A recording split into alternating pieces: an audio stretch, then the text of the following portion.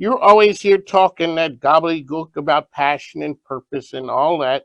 It's all a feel good stuff. You're saying, and bigger than feel it's good, Miss bigger Jeremy. than feel good stuff. There is a direct correlation between that and the bottom line. Let's touch on that really quickly because I know you got that thick book over there and you came with some talking points, but I kind of got to get this one out of the way. There is more to it than feel good gobbledygook. Correct. So I'm going to talk about, since you mentioned that. So yesterday I actually talked to two business strategy classes at University of Richmond, and they're studying strategy. They're studying what makes a competitive advantage, and they're actually getting ready to study purpose. In school for business. Yeah.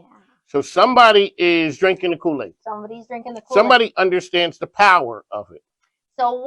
So when you talk about purpose, a lot of times people might say, well, what does purpose mean? Because it sounds, people can put different terminology to the word purpose. So when you go to U of R, a lot of times what does purpose mean? Social responsibility. Okay. Right? So purpose really is, social responsibility is actually a subset of purpose. So if we look at, let's look at Whole Foods. Do you know what Whole Foods' purpose was when they first started? No, I just know. Well, okay, good food, good food. Nutritious food. The only thing I know that what people think about Whole Foods is expensive. Well, the reason why Whole Foods developed on a mission of making good, healthy food available to everybody. And one thing that Whole Foods has always done is done a lot of giving back to folks. And do you know why that is? They lost their store in their early days, and because of the support they gave to their community, the community helped them rebuild their store at no cost. I've heard stories like that in other places, but a lot of times that's few and far between. Correct. And so Whole Foods, they still, let's be clear, have some offerings in their store that might not be the healthiest. Okay. Because they know that, right? They know people still want choice, and they can't force people to eat healthy. Yes. They just try to make sure that they offer the majority of their offerings are healthy, and based on demand, they still have some things that are not. But their primary purpose is to be a deliverer of health.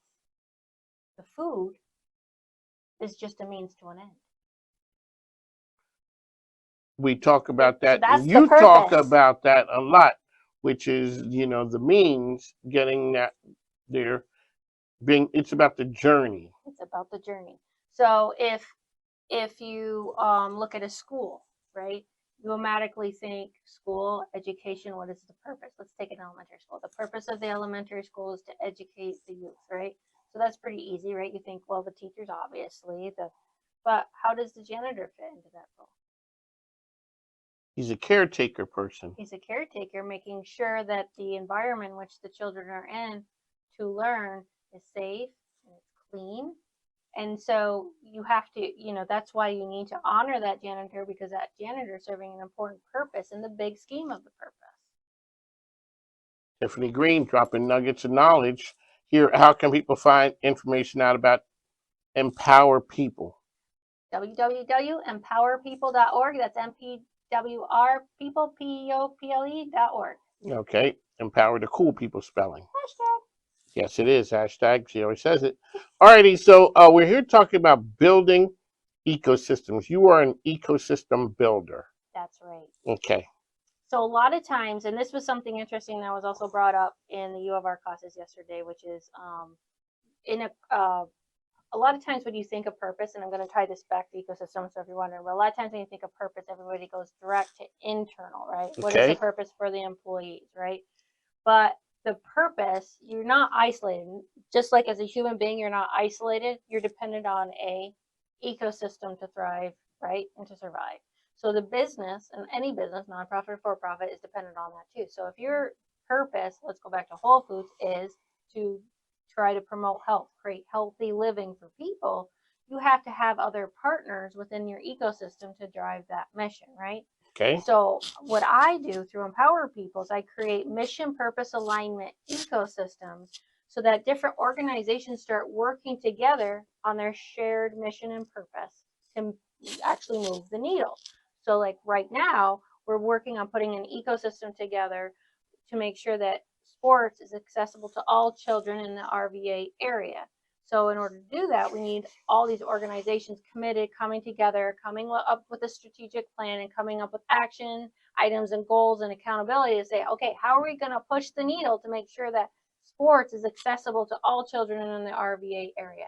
And they get assistance to empower people for them to do that. Okay, so to do all that, you need to have a visionary leader, because you're having 4 or 5 organizations all doing good in their own silo, but now you have to be the conductor to get them to understand the part that they play. That's right. And so the really great part, so for any ecosystem to work there, I love how you said that there always has to be a conductor. If there's not a conductor, it's not really a true ecosystem. And you're an orchestra player, so you understand a conductor. I do. And the nice thing in this system with Empower People is by Empower People serving as the conductor, it makes sure that everybody is participating in the ecosystem and it's all fair. Because if you take one person or one element out of that ecosystem and they too are the leader, we all have natural biases, right? So having that impartial entity serve as the conductor makes sure that the ecosystem is in equilibrium and doing what it needs to be doing. Tiffany Greene.